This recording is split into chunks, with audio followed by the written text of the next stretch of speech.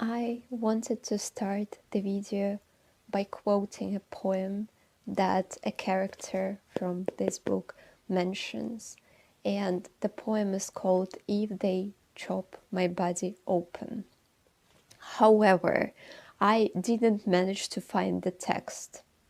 I have never been particularly talented in finding stuff. So instead of quoting the poem, I will just share with you what they find if they chop my body open. I think they will find quite a bit of female rage. They will find some political activism. They will also discover passion and compassion and loyalty to the North, and also at the same time loads and loads of stubbornness, because I'm very stubborn. I'm very stubborn. Otherwise, in Germany, you don't survive. Cheers. Moin, moin, dear people. Old, new, especially new.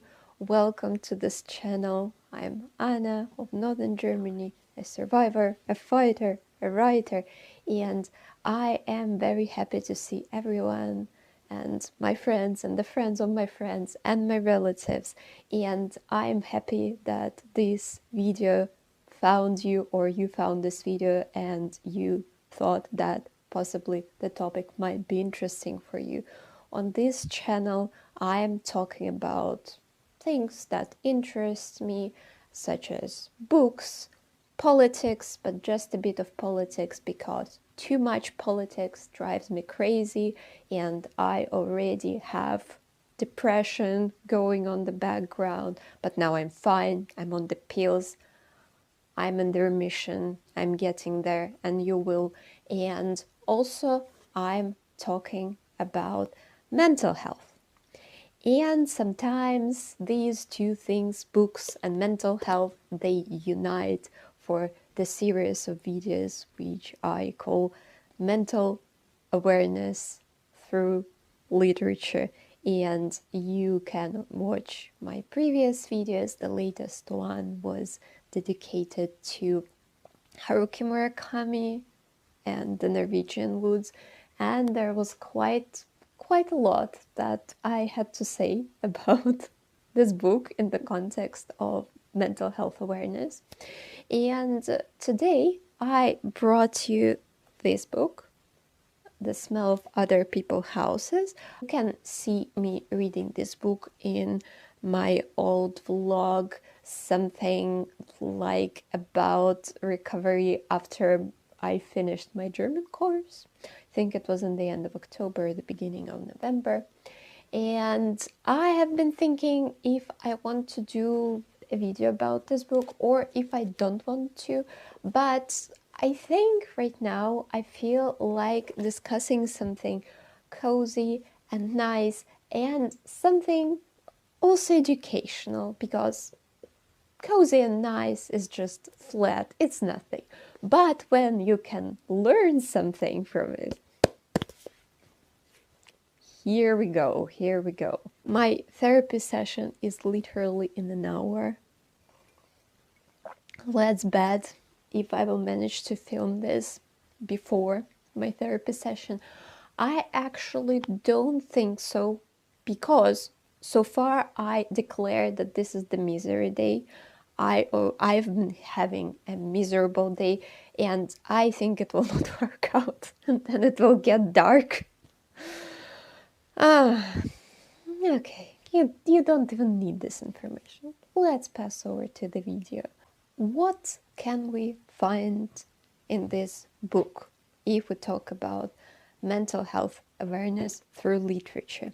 We already discussed a lot of Lady D, depression, and also I had a video about the book which was about the girl with OCD. And this one is a bit different because today we are going to discuss the circle, the cycle of trauma in the family, the trauma being passed in the family, and all this stuff.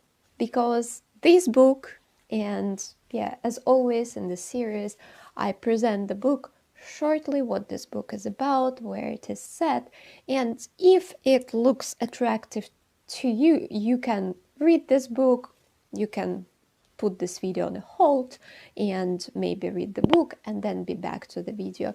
Or if you're not going to read it, you can still listen to my blah blah blah. And the book, I can tell you immediately, it's not something that is considered to be a world masterpiece. It's not something super deep, super duper deep. No.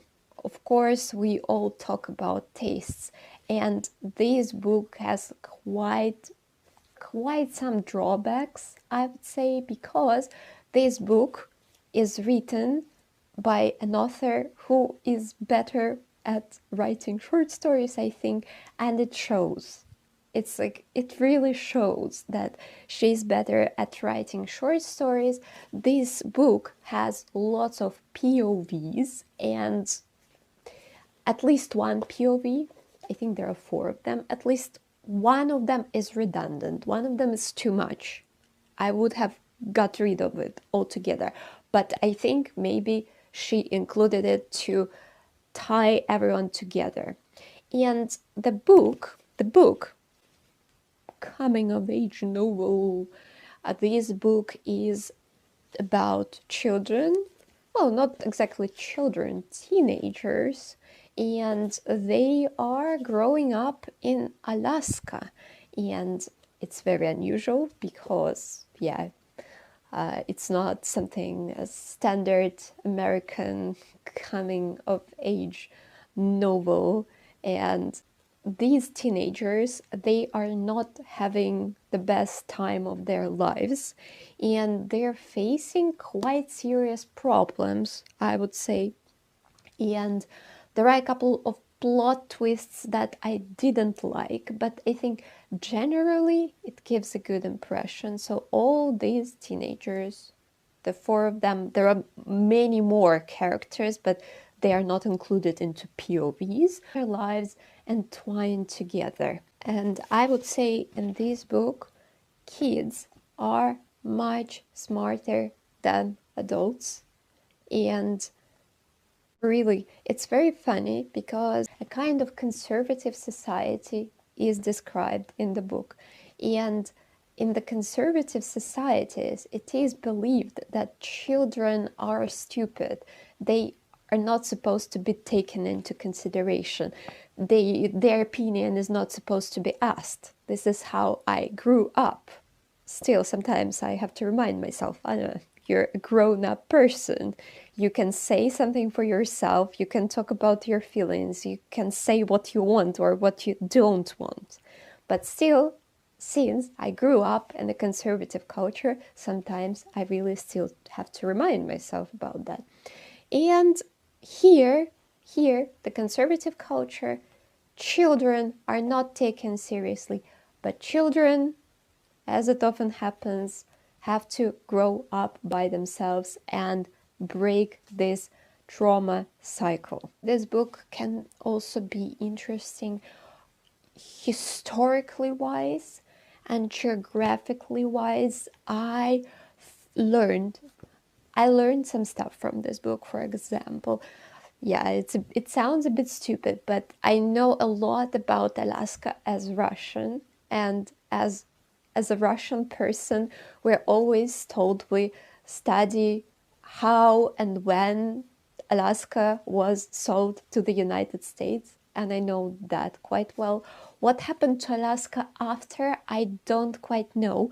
And here, this movement for freedom, here there are people who were against Alaska becoming a state of the United States, because in this case they would lose their independence, they won't be able to hunt on their territory, and they'll have to pay some tax, for example, to the United States. So here it's also described, and it's interesting to look into it. So if you also like this type of books.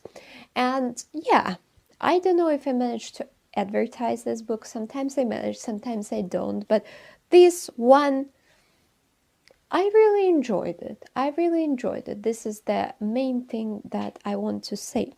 But yeah, I think this is pretty much it with non-spoiler description. And spoilers are going to start now. Well, I cheated. Maybe not exactly now.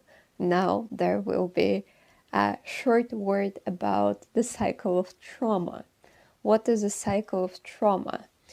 Well, if we put it simply, if your great-grandmother abused your grandmother, and then your grandmother abused your mother, and then your mother abused you, in a way, without even knowing, somehow, maybe, and this is how the trauma passes from one generation to another.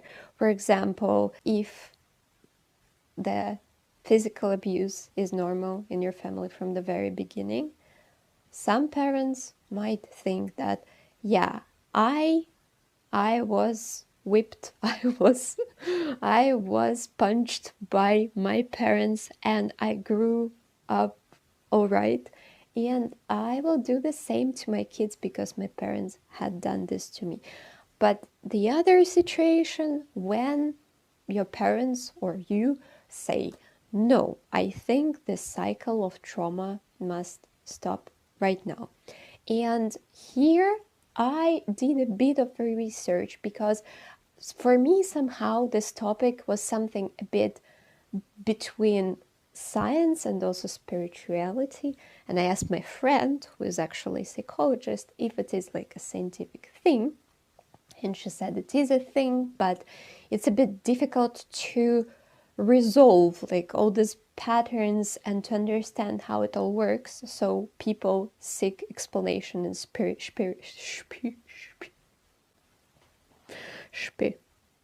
spirituality. And at the same time, the cycle, she also told me interesting things. For example, the cycle sometimes makes a break in the middle. So also if you broke the cycle, it doesn't mean that on you everything stops. Because, or for example, if your parents were alcoholics, then you decide that you must not be an alcoholic, then you get a child and you push the child not to drink, and then the child might start drinking, for example. It's actually scary. So yeah, let's be accepting, let's not overdo.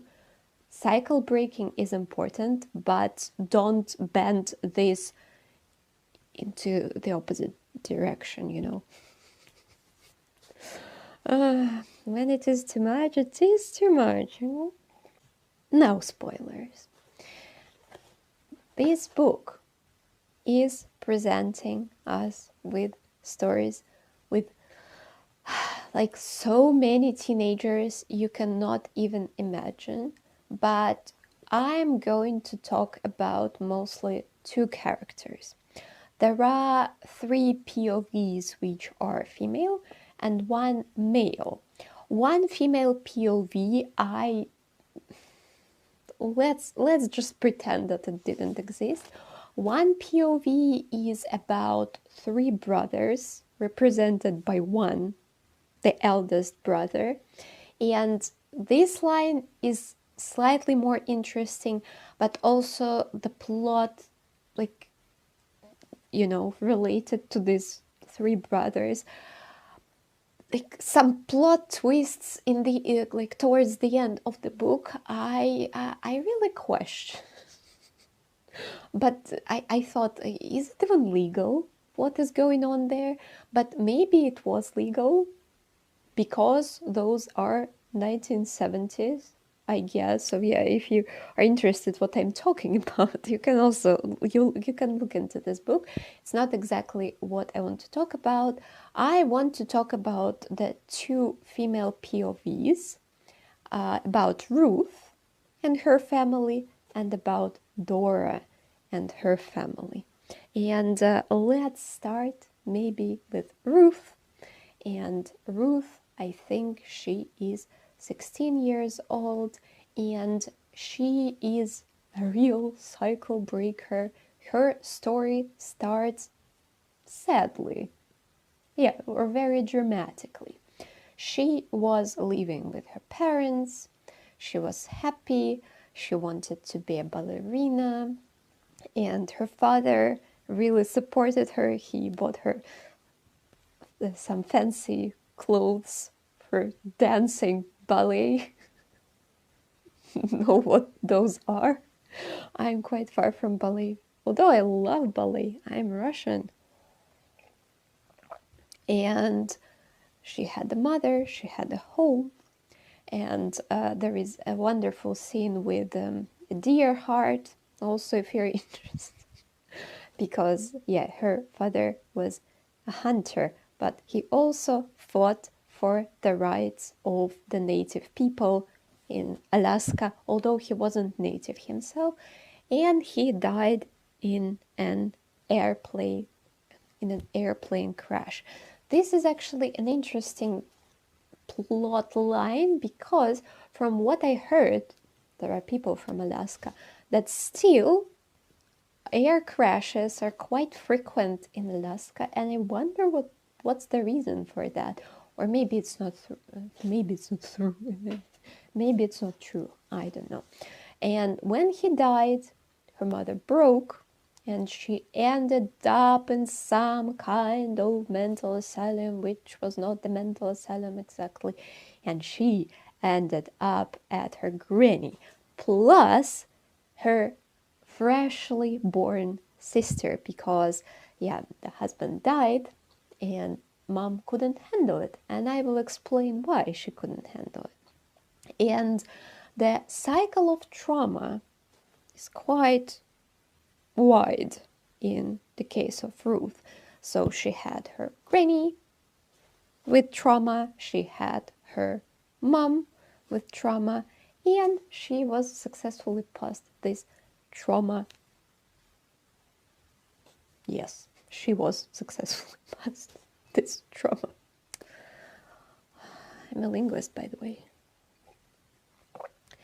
And her happy life ended when she moved to her granny, because her granny was a conservative, abusive type, and she was involved with religion. She was religious, and if you grew up in religious families, you know what it means, possibly, because religious people, like deeply, deeply religious people, they are often hypocritical, and they are often abusive towards their children. And the grandmother of Ruth, once there is this wonderful episode. In this episode, she was complimented by a woman that she had really beautiful hair. It was at the door to the ballet dancing, and she was complimented, and she dared to say that, oh yeah, I know, or something like this. And her hair was cut by her granny, like chopped like lettuce, like and this is a very harsh story. The thing is, the story is familiar to me. Fortunately, it didn't happen to me, but it happened to my mother when she was little. When she was at her great aunt's, she just decided to chop her hair. I don't really remember the details, and I remember my great aunt, like what is this person called? Like, she was a sister of my grandfather. So this woman, I remember her as a kind, nice granny, very cozy one, like, with these pickles and with, giving you, and with money into your pocket. But I always remembered that story, and I always thought, yeah, you're so kind, but you can also do these. And what Ruth does, guess it, guess it. I think if you had watched my previous vlog, or if you read this book, maybe you guess it, but yeah, there is a teenage pregnancy trope, and she gets pregnant from a guy whose house smells nice because she is lonely. She is unloved. She wants home. It's normal to want home. I had always wanted a home, and I still want a home. I'm still searching for home, home, home, home. Yeah, I'm a bit crazy today. Yeah, and the plot twist is that her granny sends her to a monastery. To a female monastery.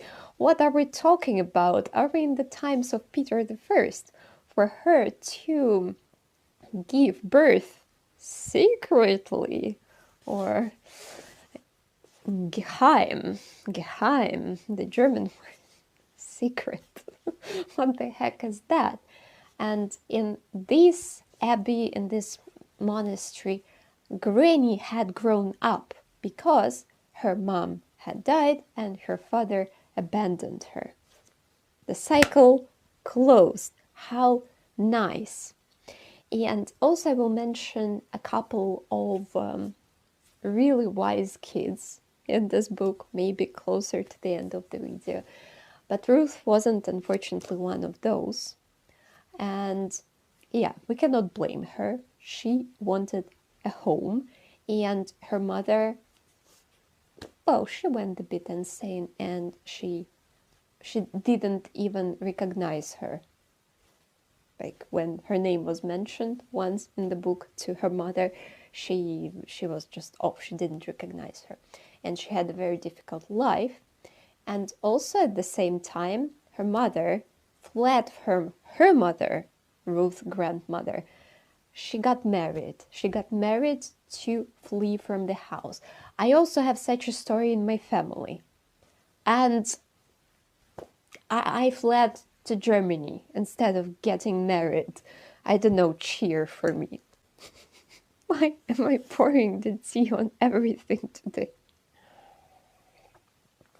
God, I'm so emotional. Don't worry about the book. It will dry. It will dry like my tears.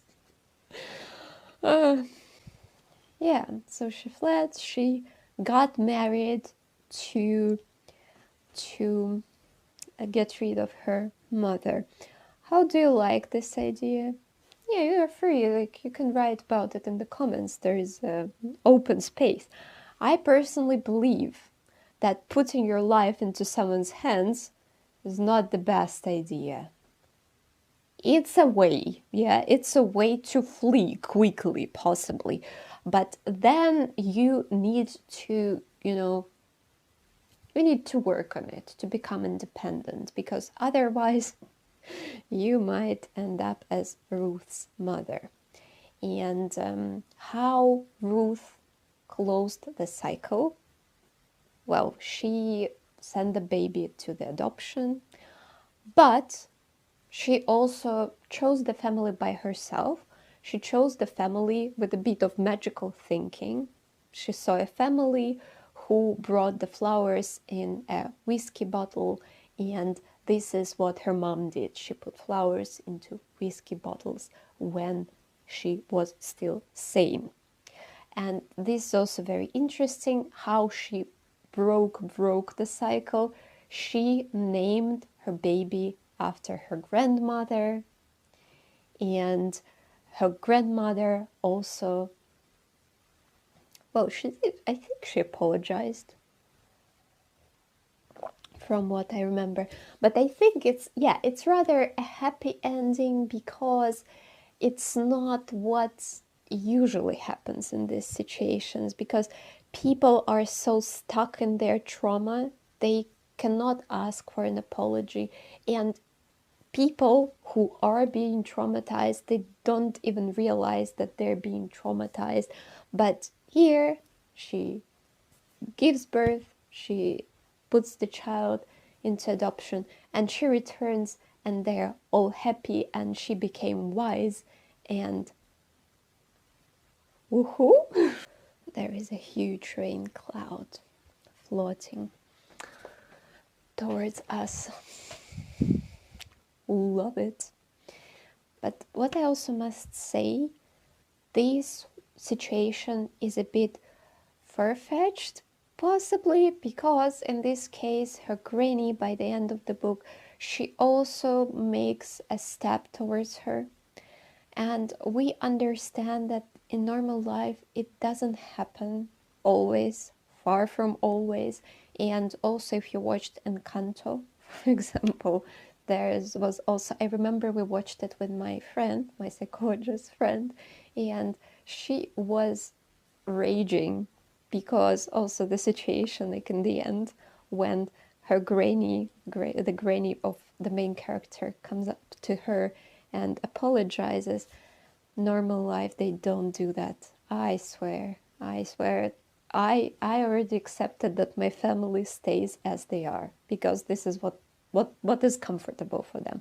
Although sometimes I'm still upset, and we work through this with my psychologist, which the appointment with whom is approaching. But okay. And the more realistic situation, so yeah, there are two ways to break the cycle, I think: to stop, but also to embrace, to accept your family and to say, I love you all anyway, but I will not do it as you had done. I will not do this to my children, what you had done to me. And the second variant, and we are passing over to the second POV that I wanted to mention, this is removing yourself from the situation. This is what I did. Like, removing myself also from Russia, like removing completely, because yeah, Russia and also what is going on around Russia, around my family, it's just killing me personally. And yeah, so in this case you remove yourself and then you carry on, trying not to repeat the patterns that are already preset in your head. And the second cycle breaker is Dora. Dora is 15, I think. She is smart. She is very smart. She is not naive, far from that, because her parents are alcoholics. Well, it's familiar, like someone from parents drinks and you're hyper cautious, you're constantly trying to guess their mood, to realize when it's time to flee, when it's time to, I don't know, stop arguing, or etc, etc, etc. I hope you don't know how it works, but if you know, you know, I guess. And her father is aggressive, abusive, and there is an episode that is mentioned, like it doesn't happen in the book, but the father of Dora chased her and tried to kill her, possibly, and called her WHOR, because I don't want to pronounce this word. Yeah, and she was lucky. She was accepted into another family. I also feel myself like this. I also feel privileged because in Germany, for example, I was all alone in France, but in Germany I have really great friends who are like my family. My friends' parents are almost like my parents. Sometimes I think it's unhealthy, but yeah, it is what it is. And she is accepted into the family, and she lives there. She's loved there, and basically, in those people who accepted her, they are native people, and their traditions are that children are a gift, and children are like a collective responsibility, and it doesn't matter whose children they are, or if they were born from another person, not like from the father of the family, but from someone else. It doesn't matter. They are children, they are the gift, and everybody is taking care for everybody's children. And also they're very wise, and the father of the family who accepts Dora, he protects her in all the way from her own family when she does need the protection. But at the same time, Dora is cautious because she is constantly thinking that they don't accept her into her family. She is not actually a family. She gets jealous when one of the children from this family helps Ruth, or consults Ruth, or talks to Ruth. There is an episode, maybe I will not mention it, but she helps her very much when Ruth was being sent to this monastery. She comes to her, she talks to her, comforts her, and in the end they're all friends.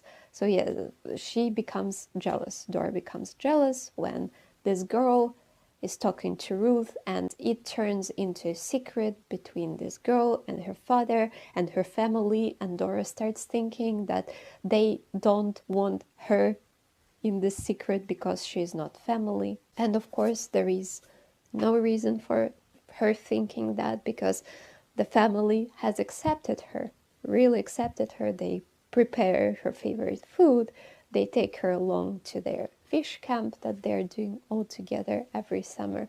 But she doesn't want to trust, she doesn't want to find herself in the situation when she believes someone and she is betrayed again, she is let down.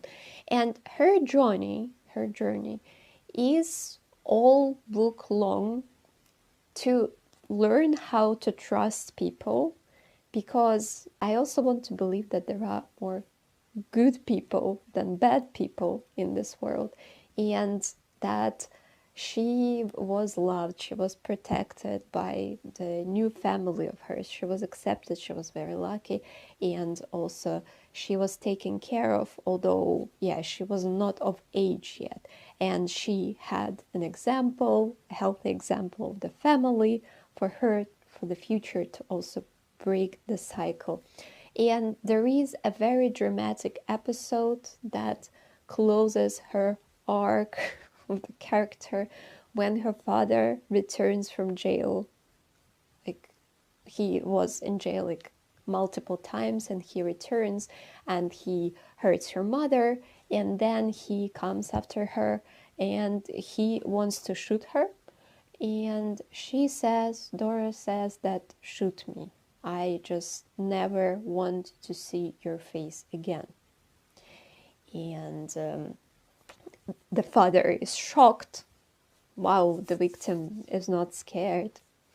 Ooh. While he is collecting his last brain cells, trying to understand why his daughter is not afraid of him, the police arrives and he disappears from their lives. Unfortunately, in Russia, this story would have ended differently, because in Russia the police usually says, well, when you're killed, it will be the time to come to us, you know. Still, if he hit you or if there was a conflict, that's the problem of the family. Tschüss auf Wiedersehen. And yeah, she says, like when her mother is hospitalized, she says something that she had wanted to hear all her life. She said that, yeah, I will take care of you. I will not allow him, my father, to hurt you anymore, and I don't want you to be hurt by him. I will not allow that. So she actually became a grown-up above her mother, because her mother drank and she couldn't take care of herself in an amazing situation. But Dora was removed. She was removed from there. She stayed with the family, with the new family of hers that would take care of her till she comes of age, I suppose. I don't know. The story ends at that.